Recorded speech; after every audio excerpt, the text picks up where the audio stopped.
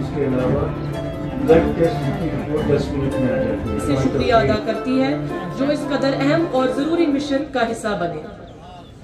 आज मैं पैदा हुआ और 2022 में मैंने ये प्रसाद जू खान हार्ट सेंटर शुरू किया है, जिसमें कि हार्ट की सारी डायग्नोसिस होती है। और उसमें मैंने देखा कि पुलवामा, शुपियन, कुलगाम से बहुत पेशेंट आते हैं। साहब मियां अल्ताफ साहब यहाँ पे तशरीफ़ लाए हैं, जिनकी हम बहुत इज़्ज़त करते हैं। अल्लाह ने इनको बहुत इज़्ज़त से नवाजा है और सबसे बड़ी बात इनमें जो है वो पुरजोश एक इंसान और इंसानियत इनमें बसी हुई है। वो तशरीफ़ फरमा है डाइस पे डॉक्टर यूपोल साहब, जिन्होंने हमें इस प्रोग्राम में बुलाया और हमें इसमें आपके साथ शिरकत करने का मौका दिया। अभी अभी तशरीफ़ फरमा हुए हैं वादी के डॉक्टर यूपोल साहब का अपनी तरफ से भी और कश्मीर के लोगों की तरफ से भी, ख़ास तौर पे इन 3 डिस्ट्रिक्ट्स में जो उन्होंने कुलगाम, शुपिया और पुलवामा का जिक्र किया कि ये जो आज इन्होंने ये फैसिलिटी प्रोवाइड की है, उसके लिए उन लोगों की तरफ से भी इनका शुक्रिया अदा करता हूँ। और यहाँ इस सर्विस से लोगों को अपने गांव में, बल्कि मैं ये कहूँगा कि अपने घरों में हेल्थ की बेसिक फैसिलिटीज़ जो हैं वो पहुँच जाएंगी। उनका ECG हो, उनका ब्लड प्रेशर चेक करने का हो, उनके दूसरे टेस्ट हो, और उसके अलावा आपने देखा और भी बहुत सारे इक्विपमेंट्स जो हैं वो यहाँ पे हैं। और ये आपने भी इसको देखा कि हर एक ने इसको अप्रिशिएट किया। और ये पहली ये सर्विस जो है इन्होंने वो कंट्री में ये शुरू की है कि एक एम्बुलेंस में मल्टीपल फैसिलिटीज जो हैं वो लोगों के लिए होंगी। सर, सियासत के हवाले से पूछना चाहेंगे कि ऑपोजिशन आप जो NC को टारगेट कर रही है कि आपने कोई रेजोल्यूशन नहीं लाया वक्फ अमेंडमेंट एक्ट को लेके। देखें, जो नेशनल कॉन्फ्रेंस का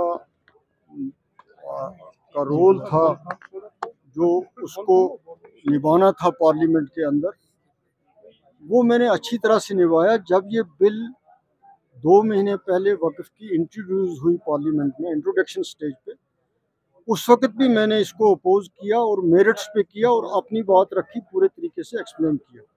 परसों जब फाइनली उनको पास करनी थी, उनकी मेजॉरिटी थी, तो उन्होंने वो की। तो मैंने जो कुछ कहा मेरे लिए बेहतर नहीं है, आप सब ने देखा होगा, तो मैंने लोगों की तर्जुमानी, जम्मू कश्मीर के लोगों की वहाँ की, जो मेरा फ़र्ज़ था मैंने अपना फ़र्ज़ निभाया। बाकी ये वक्त ऐसा नहीं है कि हम लोग इस मामले में एक दूसरे पे इल्ज़ाम लगाएं। हमें इस चीज़ पे एक दूसरे पे इल्ज़ाम नहीं लगाना चाहिए, ख़ास तौर पे कश्मीर की पार्टियों का मैं कहता हूँ। मैं NC को भी ये कहता हूँ, NC के मुखालिफ जो दूसरी पार्टियाँ हैं, हमको किसी एक मामले में तो यूनाइट होना चाहिए कि हम इसके ख़िलाफ़ हैं, बजाय ये कहने के कि हमने, उसने क्या कहा और मैंने क्या कहा।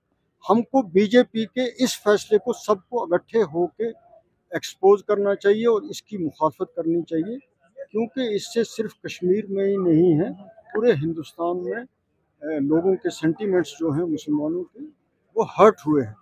तो इसमें कोई पॉलिटिक्स की बात किसी भी पार्टी को नहीं करनी चाहिए। मेरी रिक्वेस्ट सबसे यही होगी। अल्ताफ साहब, कल होम मिनिस्टर ने कहा है कि अप्रोप्रिएट टाइम पर स्टेट को वापस दिया जाएगा।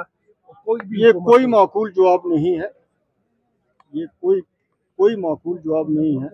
और इस जवाब से कोई भी जो जी शऊर आदमी है, जो समझता है, वो ये समझता है कि ये हमारे साथ ऐसे ही मजाक किया जा रहा है, टाला जा रहा है। ये कोई जवाब है ही नहीं है कि हम उसको ये मेरा पीढ़ी में कहने कि आप सुप्रीम कोर्ट में जाएंगे, तो इस बिल के हवाले से क्या कहेंगे आप? नहीं, अभी जिस में हिम्मत है वो जाएं, जो जा रहा है इंडिविजुअली जा रहा है। पहले ही आपने देखा CPIM ने भी कहा, कांग्रेस ने भी कहा, तो बहुत सारी पिटिशंस जो वहाँ सुप्रीम कोर्ट में जमा हो रही हैं और 16 को सुप्रीम कोर्ट ने इस सिलसिले में हेयरिंग भी रखी है।